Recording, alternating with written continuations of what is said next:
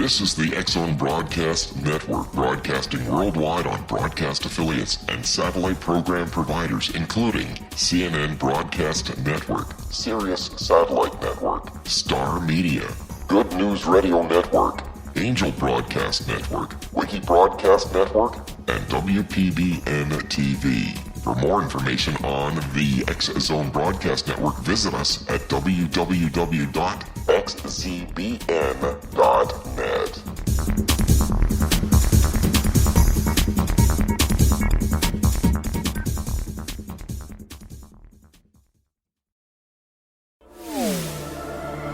The X-Zone Radio Show with Rob McConnell is largely an opinion talk show. All opinions, comments, or statements of fact expressed by Rob McConnell's guests are strictly their own and are not to be construed as those of the X-Zone Radio Show or endorsed in any manner by Rob McConnell, REL-MAR McConnell Media Company, the X-Zone Broadcast Network, its affiliated networks, stations, employees, or advertisers.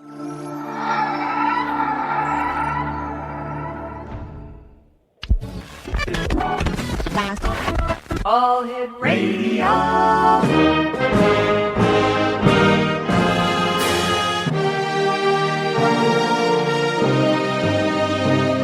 Welcome to the X-Zone, a place where fact is fiction and fiction is reality. Now, here's your host, Rob McConnell.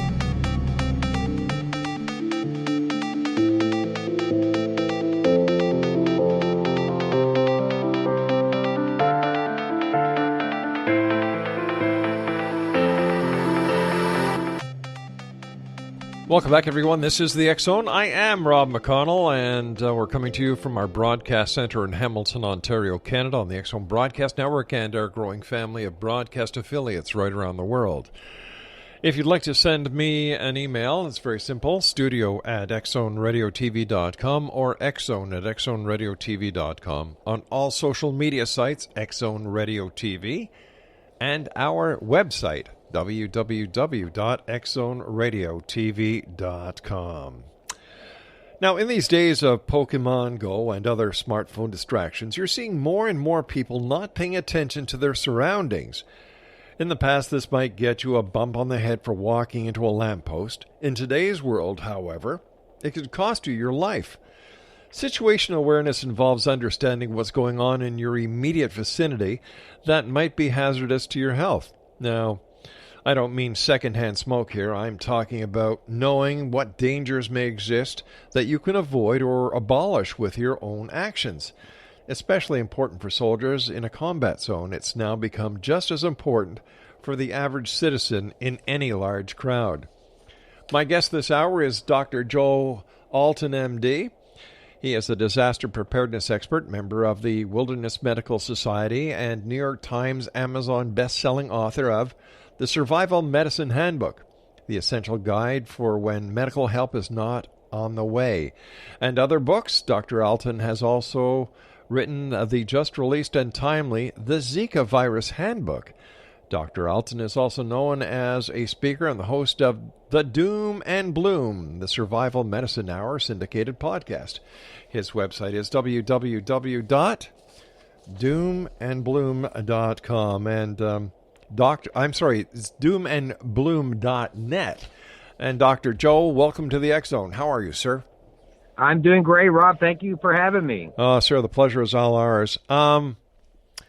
The Zika virus, terrorism, weird weather, my gosh, we have it all coming to us from each and every angle. This must be a very busy time for emergency medical preparedness, medical professions like yourself. How do you handle it? How do you cope? I'll tell you, it has been hectic for me. I have been speaking on medical preparedness for disasters, for epidemics, for active shooter situations, other terror events. I was in St. Louis, Missouri last week, Lakeland, Florida the week before that, going to Cincinnati in a couple of weeks.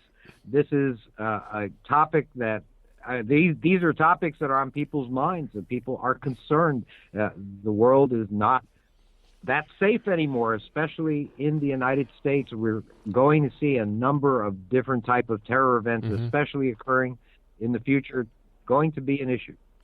Look what just happened this past week in Minnesota and then in New York City. My God, is anybody safe anywhere? In New York, not only New York City, but in New Jersey as well. Well, I think that in our situation, we have to instill a culture of what I call situational awareness. If we can do that, then I think that we'll be able to have a better chance of avoiding becoming a victim of these kinds of events.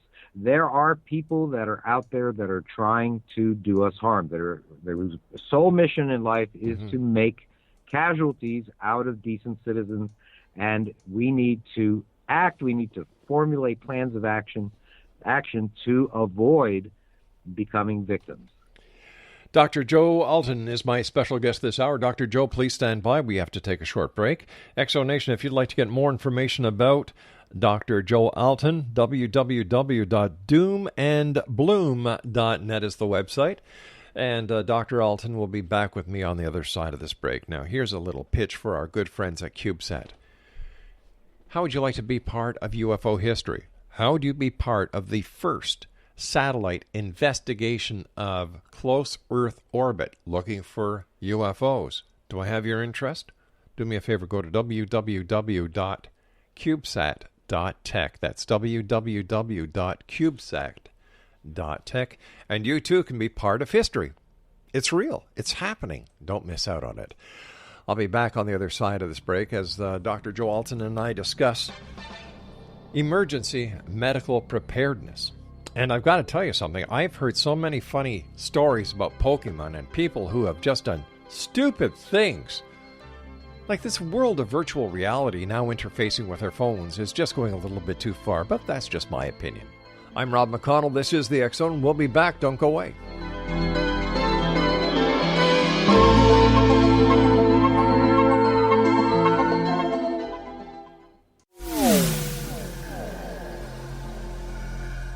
This is Kevin Randall.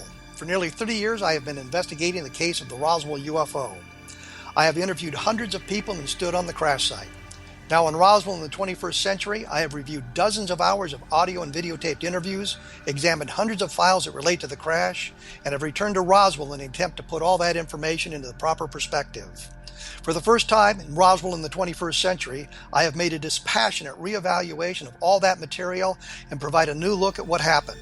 This is a book that clears away all the clutter that has hidden the truth for so long, strips away the various lies that surround the case, exposes the Air Force attempts at cover-up, and found a core of solid information that tells us all where the case stands today.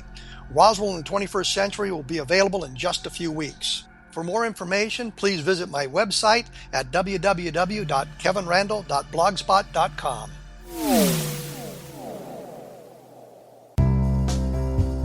Gibbs A. Williams, Ph.D., is a practicing psychoanalyst, supervisor, researcher, and author in New York City. Much of his life has been dedicated to understanding nature and the uses of meaningful coincidences or synchronicities. His radical and original non-Jungian, non-mystical, non-magical theory of synchronicities illuminates much of the fog surrounding this challenging and perplexing topic. His ideas and manners are fresh, presented in a style that is both entertaining and highly informative. He is also an expert on crisis intervention specially focused on violence reduction for the police and citizens, mastering anxiety, frustration, and stress without the use of medication, and effectively preventing and treating heroin addiction. Dr. Williams can be contacted at his email address at gwwilliamsny11@aol.com or visit his website at www.drgibbswilliams.com.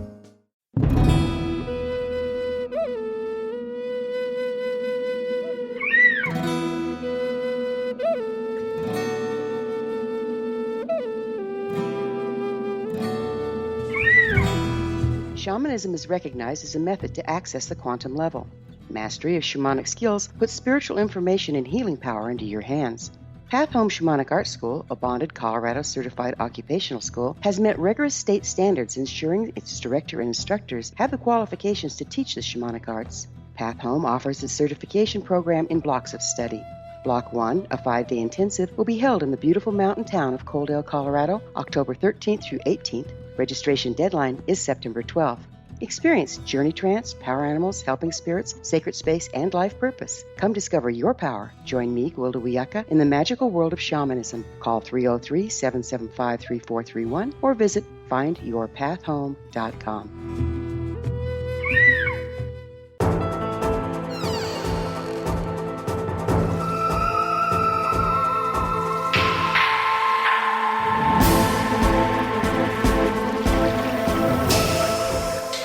Welcome back, X-Zone Nation. Put down your cell phones. Put down your iPhones. We don't want you playing Pokemon, not when we're on the air with you, talking about a subject that could be very, very important to each and every one of us, whether you're playing Pokemon or not. Put down the iPhones. Put down the laptops. Come on, guys. Listen, for goodness sake. Dr. Joe Alton is our special guest this hour, and we're talking about emergency medical preparedness.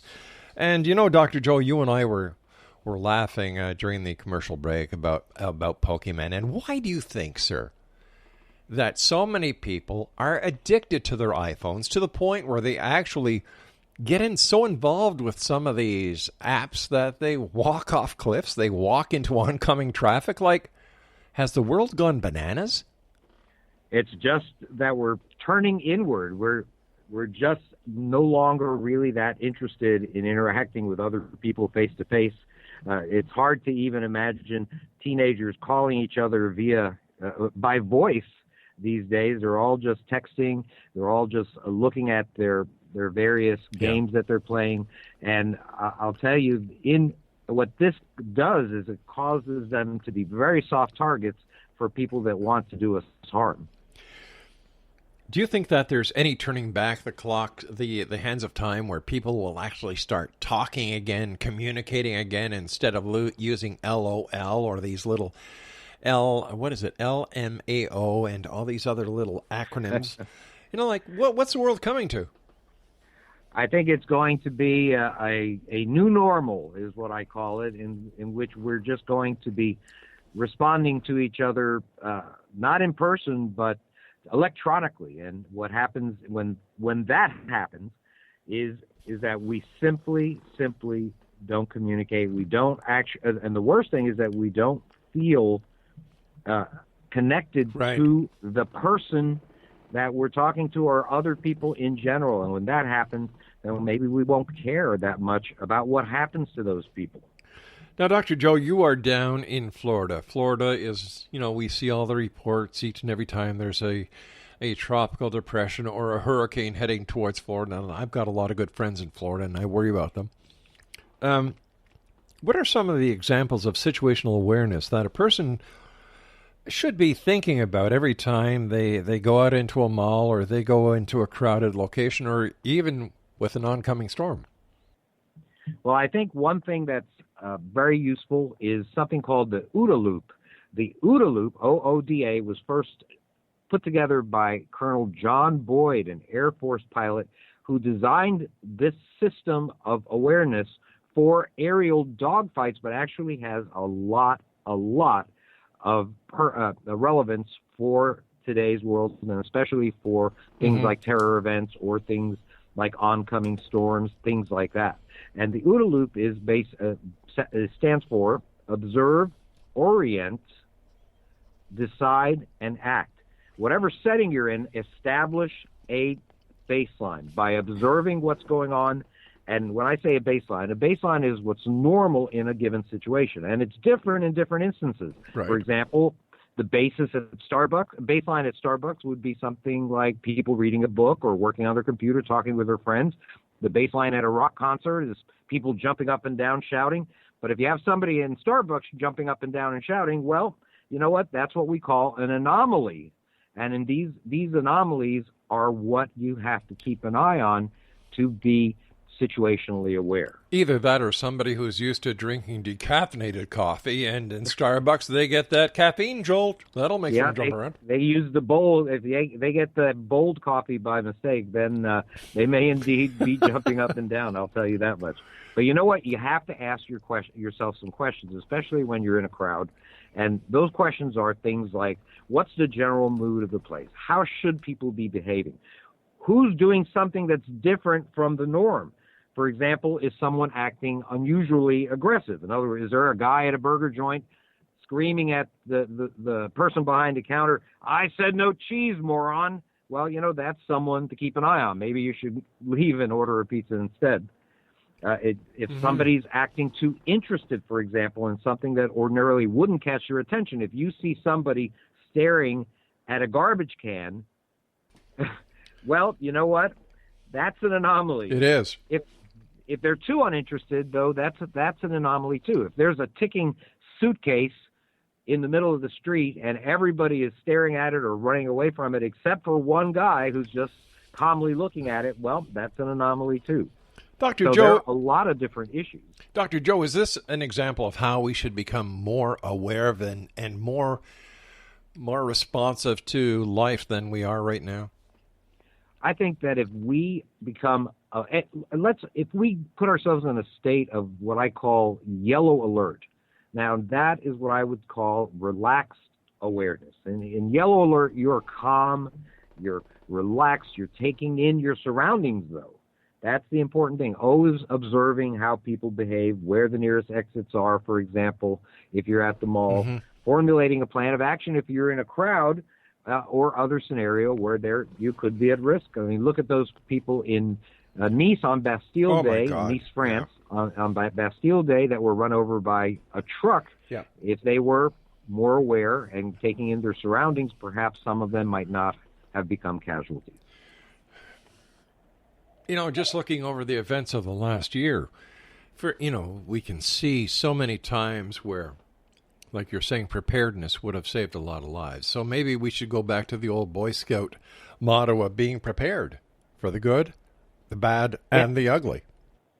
The truth of the matter is the Boy Scouts are an awesome way to be prepared. I know that you're using it metaphorically, but the truth of the matter is if we actually put our young people in programs like the Boy Scouts, then we would have a much better chance of having a population that's medically prepared. And believe me, have no doubt that would save some lives.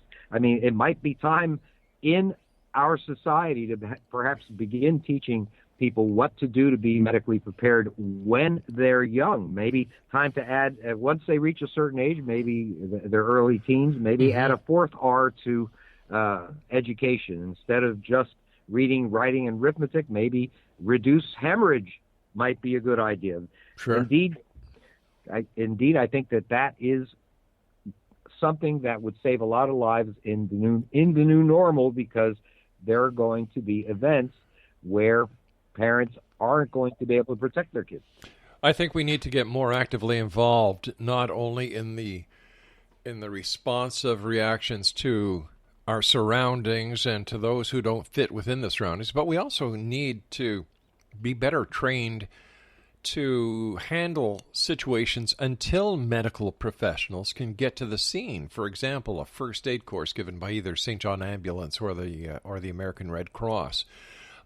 Just basic common knowledge. I remember as a police officer learning first aid, spit, stop infection, stop bleeding, prevent infection, immobilize, treat for shock, and always make sure that the airway is clear. Common sense.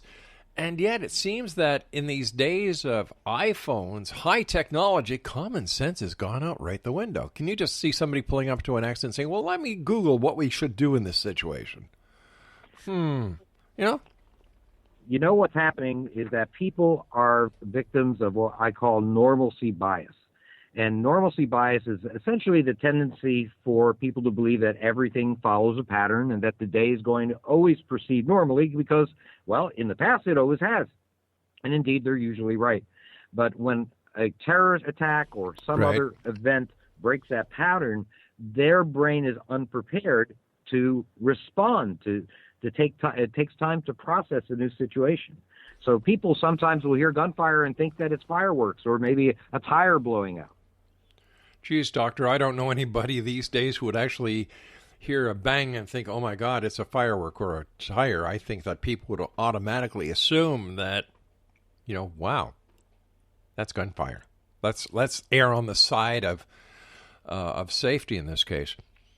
So absolutely. That's what I tell people. Yeah. Very, very simply, make sure that you head in the opposite direction whenever you hear anything that sounds like that. For example, the massacre in Florida in the nightclub a couple of months ago. How would preparedness have helped that situation? How would what we're talking about this hour have made a difference in the number of casualties? Well, I'll tell you one thing, that the FBI Law Enforcement Bulletin shows statistics that before law enforcement arrives, that 1 in 3 of these events are aborted or ended by non-armed citizens at the scene. And basically what should have happened in that event, which, by the way, was a very unusual event, most of these are done in a few minutes.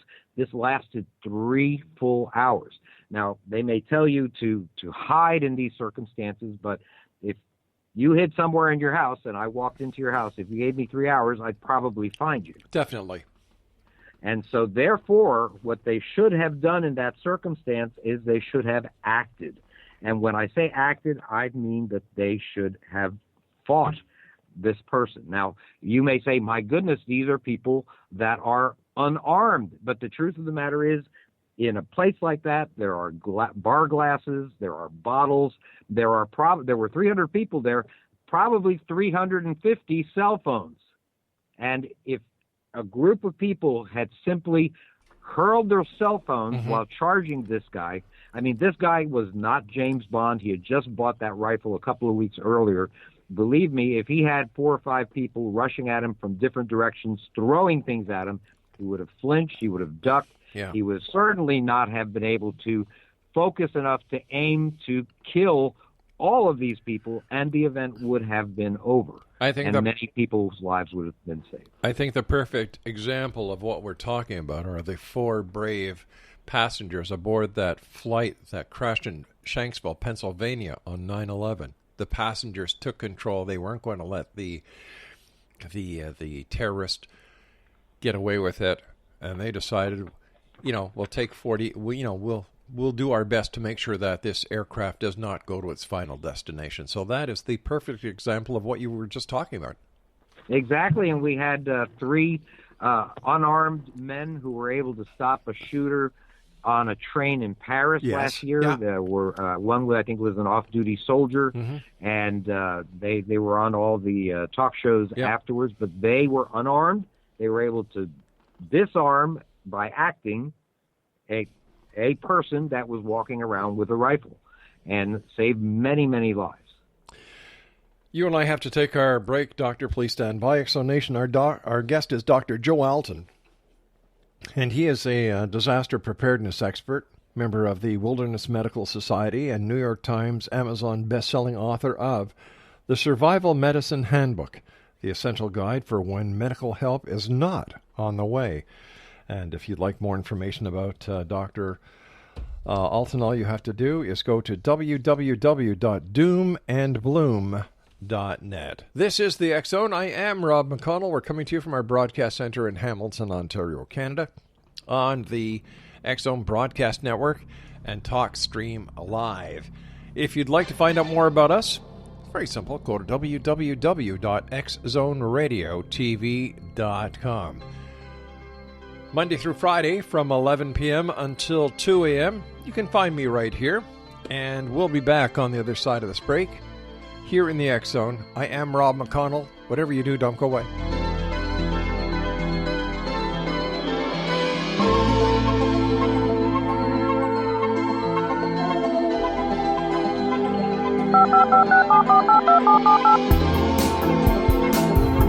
Did you know that when you're on the road with limited data or Wi-Fi, you can still listen to the X Zone radio show with Rob McConnell, The Science of Magic with Gwilda Wiyaka, High Tech with Corey Kay, and every minute of the 24/7, 365 programming of the X Zone Broadcast Network by calling 712-432-9459, courtesy of TalkStream Live.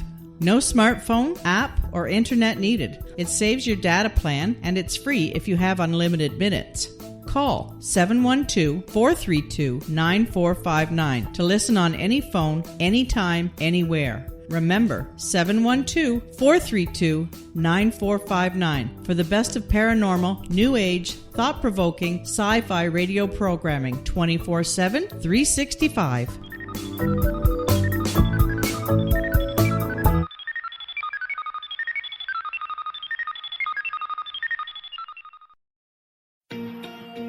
Wouldn't you love to know the secret to everything? Well then, meet Dr. Kimberly McGeorge and her cutting-edge breakthrough knowledge that combines science with possibility. Dr. Kimberly brings real-life answers and healing to those open to alternative solutions. She teaches solution-based programs and classes that will change all areas of your life forever. Specializing in conscious creation, intuitive readings, and energy medicine, you can rapidly shift health, relationships, business, and money and abundance challenges quickly. Receive her best-selling book, Secret to Everything, at no cost by going to secrettoeverything.com/X-Zone. That's right, transformation can start now. Just go to secrettoeverything.com/X-Zone and receive Dr. Kimberly's book for free.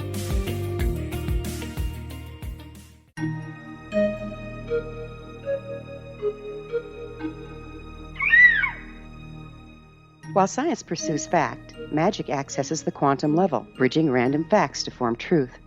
As long as science and magic remain separate and polarized, the truth cannot be known. I'm Gwilda Wiyaka. Join me on the Science of Magic radio program, dedicated to unification and evolution of consciousness. During each episode, I'll be speaking with experienced and respected scientists and mystics. From astrologers to astronomers, from medical doctors to shaman, the scientific method to dowsing and intuition, we'll weave together information from seemingly divergent practices to promote unity and enlightenment. Join me, Gwilda Wiyaka, and the Science of Magic right here on the Mutual Broadcast Network. For more information, visit www.thescienceofmagic.net.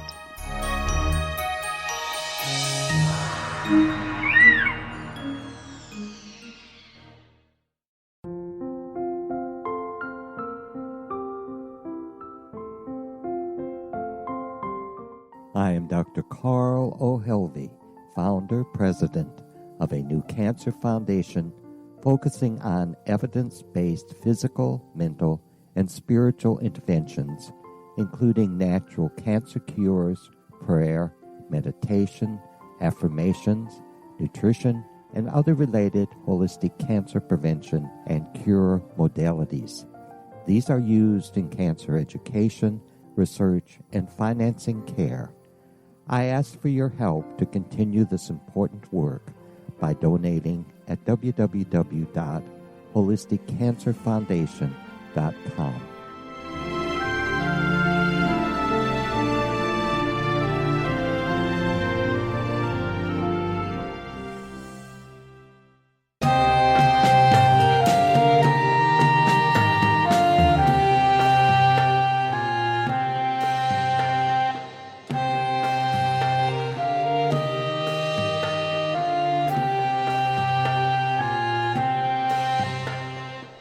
Dr. Joe Alton's our special guest this hour, www.doomandbloom.net.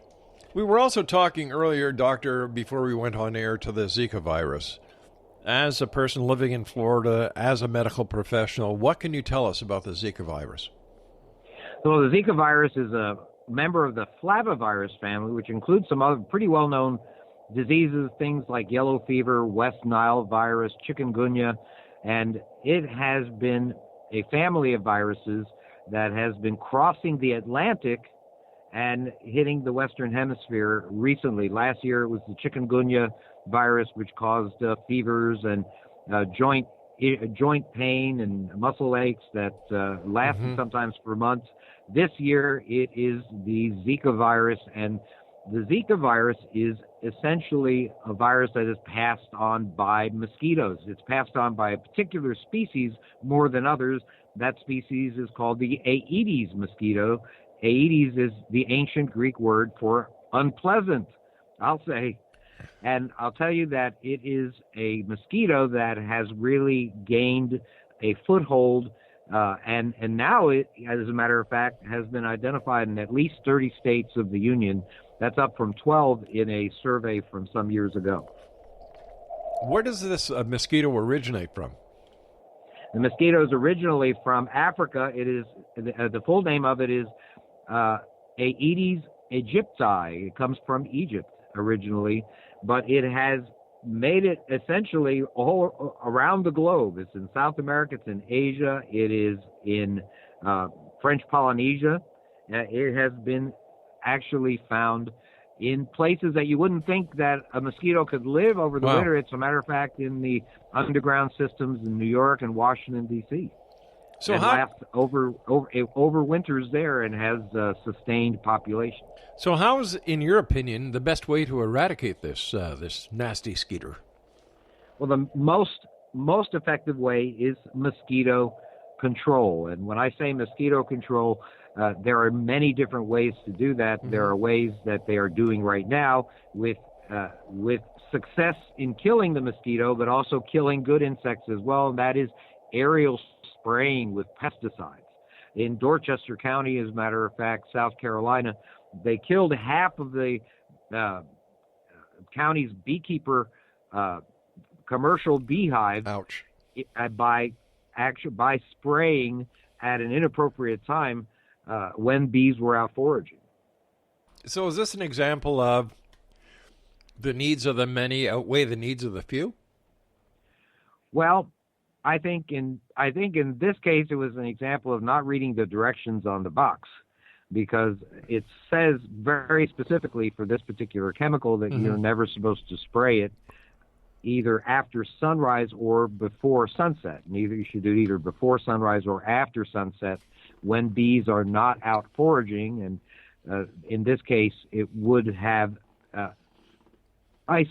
insulated the colonies from any damage. And this was a mistake here. But there are pesticides that are in common use in the United States called neonicotinoids. And these neonicotinoids are longer-lasting pesticides that have damaged bee populations throughout the country. As a matter of fact, neonics are produced mostly by Bayer, the Bayer Corporation. Bayer is based in Germany, and in Germany, as a matter of fact, you cannot use neonicotinoids as pesticides. Geez, just imagine that, eh? Well, here in the United States, I'll tell you that you have to actually prove a pesticide to be dangerous before they'll consider banning it. But luckily, there are some places that are banning it. Eugene, Oregon, the city of Eugene, Oregon has banned it. The state of Minnesota, the state of Maryland are in the process of banning it in 2018. So we are seeing some headway here. We have to protect the humblebee. You know that a third of all the food that goes into our mouths is related to the pollination by the humble honeybee. Yeah. And yet they're still on, like we used to see honeybees all the time here. I'm in the Niagara region of Canada, the fruit belt of Niagara. And yet many of my friends are farmers, and they keep saying that, where are the honeybees? What happened to them? Where are the butterflies? So something is happening, but who knows what? If somebody believes that they have been bitten by a mosquito that might in fact carry the Zika virus, what should they do, sir? Well, if you feel symptoms, the symptoms of Zika virus are a mild fever, muscle aches. You may get something that looks like pink eye. Your eyes become red. So these are some symptoms that you'll see. 20% of people get that, but 80% of people have absolutely no symptoms whatsoever, which makes it a very insidious virus. And very concerning, especially for pregnant women who might not know they even had the virus until they have ultrasound showing abnormalities in the baby's head. Luckily, there are blood tests, and if you believe that you have traveled to a Zika risk area, for example, if you've traveled in the southern hemispheres, if you've been to Brazil, let's say Colombia, if you've been to Puerto Rico, those are places that when you come back, you might consider getting a test for Zika. And certainly if you've been in Miami-Dade County, where I was raised, that is another place, if you visited that area, that you should be tested, especially if you're considering pregnancy or are pregnant. Is the Zika virus having an effect on tourism down in Dade County? I believe that it has had an effect on tourism in Miami Beach itself. There is a specific area where there have been cases, and also in the arts and design districts in Miami proper, which is an area just north of downtown Miami.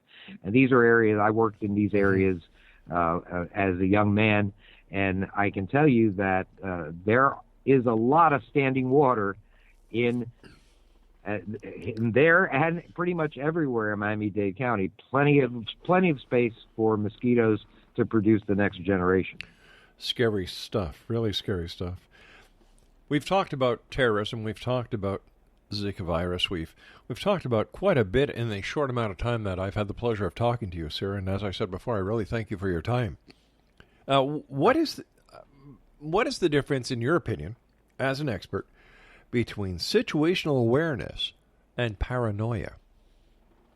Well, that is actually a very, very good question. You know that people indeed will consider what is going on in the United States today to be paranoia, because indeed, over the course of a year, the likelihood that you or a member of your family is going to be involved in a terror event is going to be very, very small.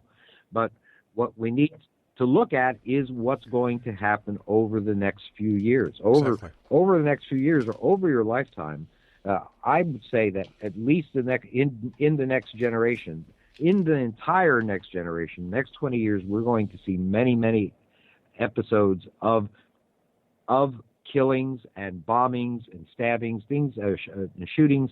These things are going to occur. So much so that I predict that bleeding control first aid kits will one day be on the walls next to the fire extinguishers and the automated defibrillators in every public place. Wow.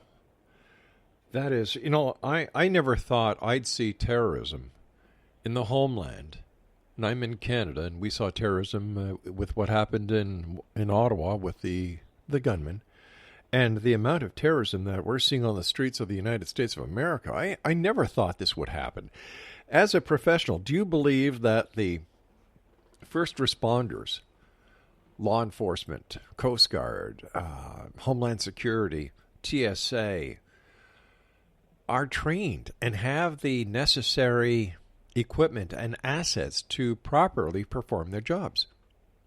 Well, I think that most people believe that law enforcement and Homeland Security are on the case, but the truth of the matter is there are just too many suspects. There are, as a matter of fact, Omar Mateen, who was the killer in the gunman in the Orlando shootings, Ahmad Khan Rahmani, who was the bomber in New York just last weekend. Both of these people have been on the radar of Homeland Security, right. And indeed, they took a look at them and they said, well, they're not in our top 1,000 people that we're worried about. And so as a result, these people are free to go and develop whatever plan of action they have for making casualties among our citizens. So that's a big thing. Another thing that people believe is that law enforcement, once they arrive on the scene, will take care of the wounded and take care of those who are injured in these types of events. And the truth of the matter is that law enforcement must pass by those that are wounded, even those that are you could visually see them bleeding heavily, because their job is to neutralize the threat, because that threat is causing more casualties. So they pass the wounded right by. And so that's why it's so important for the everyday citizen to know how to deal with bleeding, let's say, how to stop bleeding. 1 in 5 deaths from hemorrhage in these events could be prevented by the quick action of a bystander. So should we start teaching children in school basic first aid? Should we get out into the public and make these first aid or emergency treatment sessions free? Should the government get behind it and say, listen, citizens, we want you to be prepared. We want you to be the Boy Scouts of America. We want you to know what to do. Well, we have to absolutely instill an entire culture of medical preparedness into our populations, both in the U.S. and in Canada. Definitely. These are situations where these are things that could save lives, not just in terror events, but in house fires. It could save lives coming upon someone that's injured in a car accident. I mean, there are so many lives that could have been saved by the quick action of a bystander with a little knowledge and maybe a first aid kit in their vehicle, or as I said, on the wall, as I predict, next to the fire extinguisher in the mall. How does that make you feel, sir, that you're predicting that this type of blood trauma kit, for lack of better words, will be needed in malls and in public places? And what does that tell you about society? What should we do in order not only to assimilate, not only to take care of the injured after this act, but what should we do to prevent it from happening? The only thing that you can do to prevent it from happening is by being situationally aware, as I mentioned, and identifying the perpetrators before they begin to do their damage. And I mentioned some of the things that I wanted you to look out for, and one thing that I especially want you to look out for is people that look uncomfortable in a particular situation, people that perhaps might be dressed too warmly for the weather. These are people that might be up to no good. Once again, we're talking about situational awareness. Doctor, we've got to take our final break. Please stand by. Exonation Dr. Joe Alton is our special guest, www.doomandbloom.net. This is the X Zone. I am Rob McConnell. Wrap up after this here in the X Zone.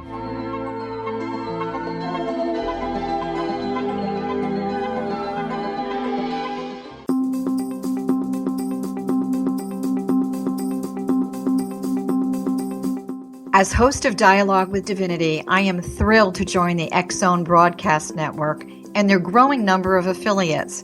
My quest for a connection to the divine ignited my successful career path as an international spiritual counselor for over 40 years, an author of 4 books, and well-known metaphysical educator. My clients call me their spiritual mama. So my job is to offer you a radio show to help you grow spiritually with wisdom and get specific tools from guests who are experts in their field. Tune in to Dialogue with Divinity and be part of the conversation with Spirit. My goal, your happy soul. For more information, please visit my website at johannacarroll.com.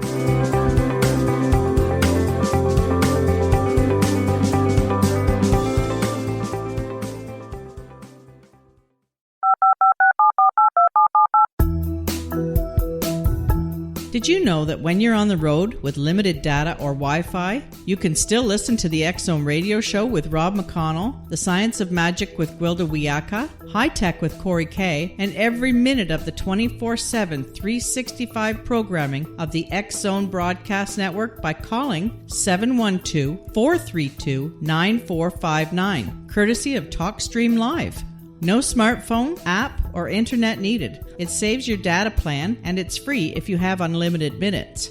Call 712-432-9459 to listen on any phone, anytime, anywhere. Remember, 712-432-9459 for the best of paranormal, new age, thought-provoking, sci-fi radio programming 24/7, 365.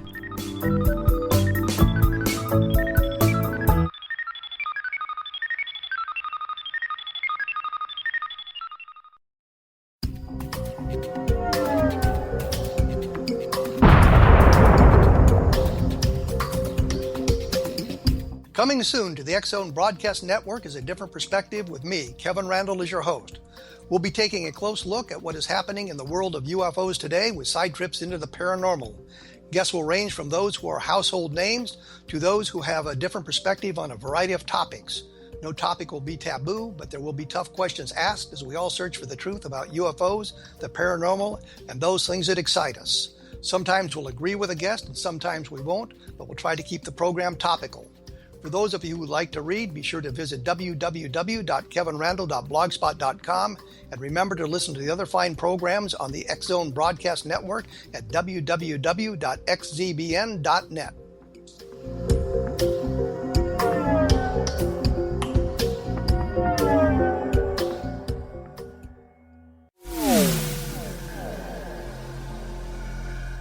This is Kevin Randle.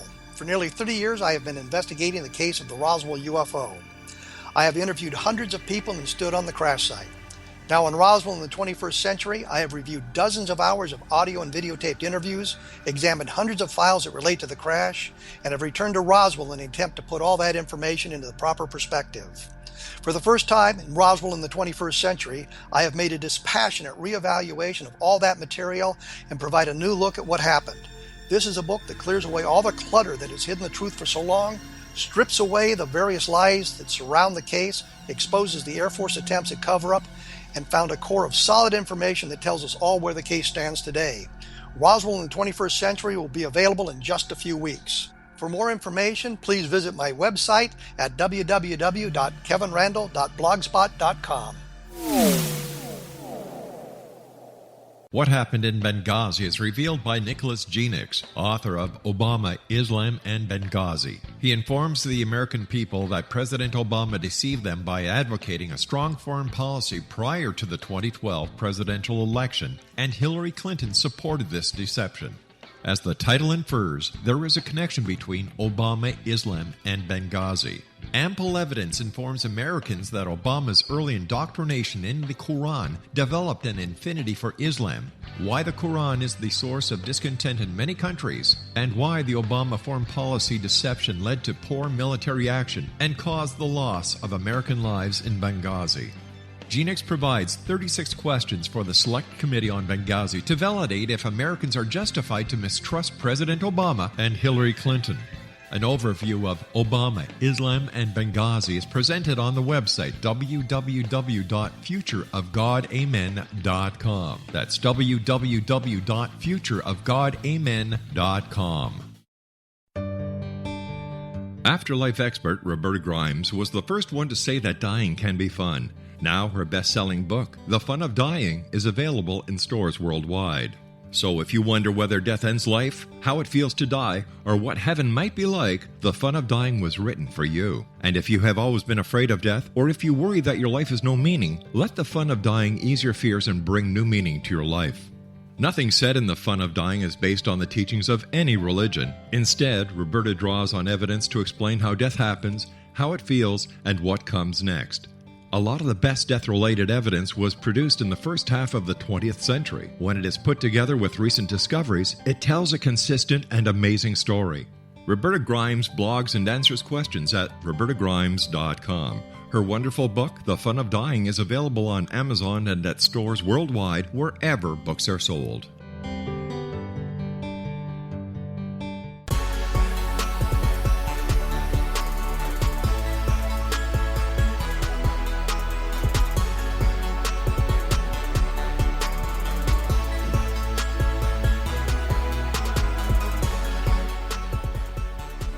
Exonation, we're talking with Dr. Joe Alton about emergency preparedness. Now, Dr. Alton is the author of a couple of books. The Survival Medicine Handbook, The Essential Guide for When Medical Help is Not on the Way. And he has also written a book that I believe is just being released, or is going to be released, entitled The Zika Virus Handbook. For all the information about the good doctor, visit his website at www.doomandbloom.net.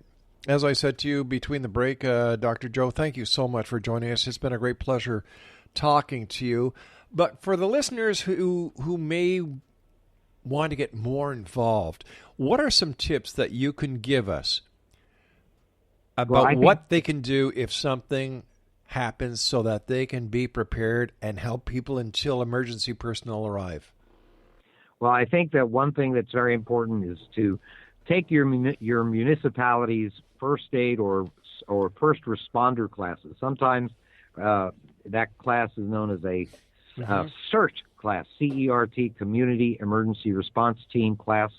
That is a class that will give you a lot of great, what they call pre-hospital information and training, and certainly help you to learn how to stop bleeding in emergency situations. This is something that would give people time so that the ambulance can arrive and indeed get that person to the next highest medical asset.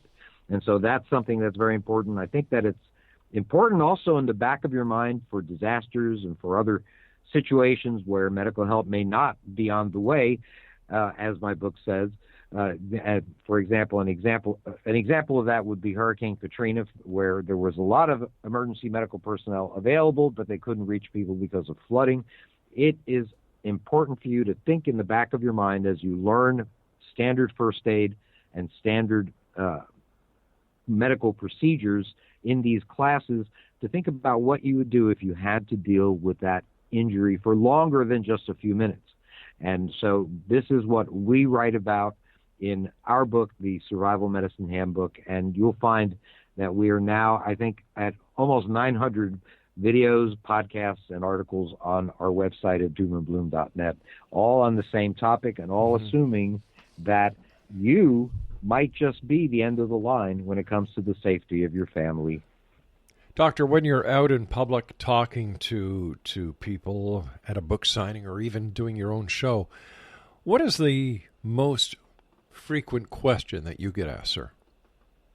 The most frequent question that I get is, what do I do in times of trouble when I am actually on my own and medical help may not be forthcoming? And there are certain situations where people that are, let's say, homesteaders, rural homesteaders, when people who are survivors of the aftermath of a disaster, where they may have to be pretty much the end of the line, as I mentioned, with regards to their family's well-being. And so what supplies should I have? These are some of the main questions that I get asked, and I tell them bandages, tourniquets, antibiotics, I think, are important, both natural and commercial. Use all the tools in the woodshed. Make sure you know what plants in your area might have medicinal benefits. There are quite a few, and in any survival situation, whatever you have stored in your medicine cabinet is not going to last, so you need to know these things. So this is part of my mission, to put a medically prepared person in every family. We've talked about terrorism. We've talked about other areas that people get caught up in the day-to-day life. But one of the ones that I fear the most, sir, is the explosion of electromagnetic pulse that will wipe out the entire grid, that will wipe out all electronic communications. How prepared do you think we are for that? We are absolutely the least prepared we could possibly be. If something like that indeed happened, it has been estimated that it would take 11 years to produce the transformers that will be knocked out permanently as a result of such an event.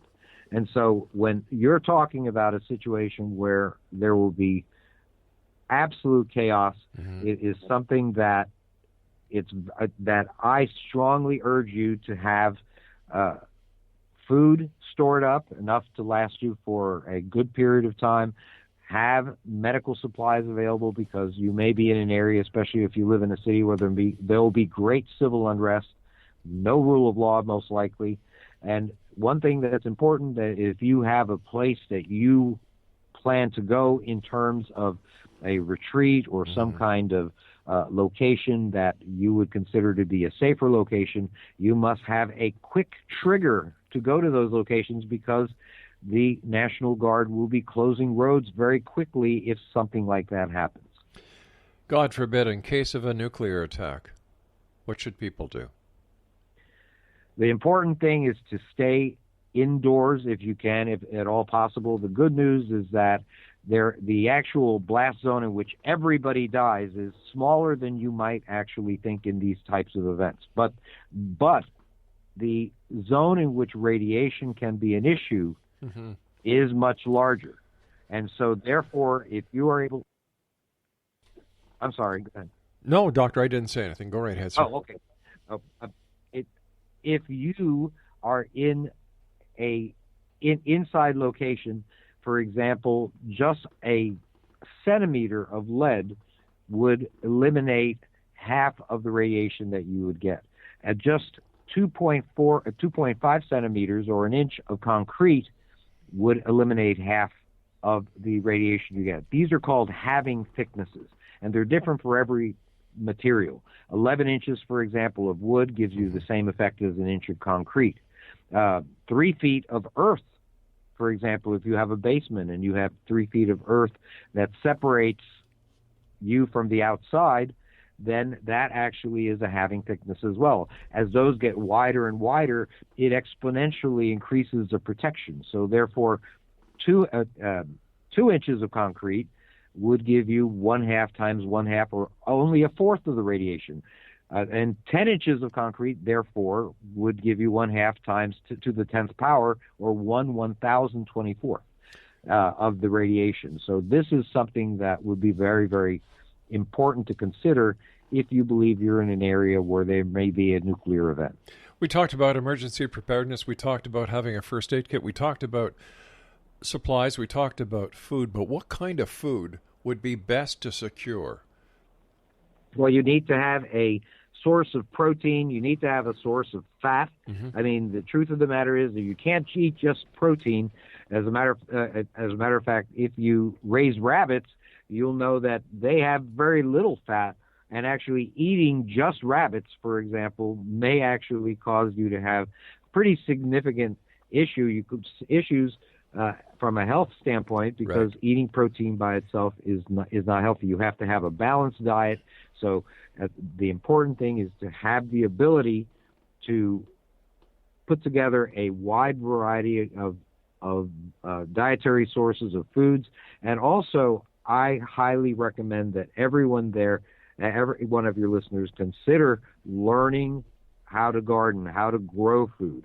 I'm a master gardener for the state of Florida, and I did that simply because I wanted to be able to have the knowledge to grow food. But you also have to have the experience. You do not want to start the learning curve after a disaster has occurred. So a good idea would also, when you're storing food, store seeds as well. Go to your local gardening store and buy packages of seeds and just keep them in case. Absolutely. Some seeds last longer than others, but I think that is one of the most important things you can have. You need to be able to start from something, and a good seed vault would be a great thing for every family. Dr. Joe, we're coming up to the time where you and I will have to say so long for now. First of all, thank you so much for joining us, sir. It's been a great pleasure talking to you. Dr. Joe, what are your final thoughts for the listening audience of the X-Zone Nation? I just want to say that if we act, if we don't remain complacent, that really is the epidemic in the United States and perhaps in Canada, that there's an epidemic of complacency in which we don't feel that we have to learn how to deal with medical issues, that we don't have to be situationally aware. These are the things that are going to make us soft targets, that are going to cost us lives that could have been saved, avoidable deaths that could occur if we don't pay attention and don't instill a culture of medical preparedness in our society. Dr. Joe, where are your books available? Our books are available on Amazon: the Survival Medicine Handbook, the Essential Guide for When Help is Not on the Way, the Zika Virus Handbook, the Ebola Survival Handbook, and an older book of ours from that era, and other books that you'll find there. You'll find them all on Amazon or on our website at doomandbloom.net. Dr. Joe, thank you so much. Love to have you back on in the future, sir. Continued success. Thank you for sharing your knowledge, your expertise with us, and thank you for helping make a difference. Thank you, Rob. By the way, all of the interesting topics that you bring up on your show are making a difference for people as well. So I just want to thank you. Good night, Dr. Joe, and thank you once again. Bye. X-Zone Nation, Dr. Joe Alton has been my guest. Once again, his website is www.doomandbloom.net. I'll be back tomorrow night as once again we cross the time-space continuum to this place that I call the X Zone. So until tomorrow night, remember, we are our brother's keeper. Keep vigilant. Be part of the solution, not the problem. And always remember to keep your eyes to the sky and your heart to the light. Good night, everyone.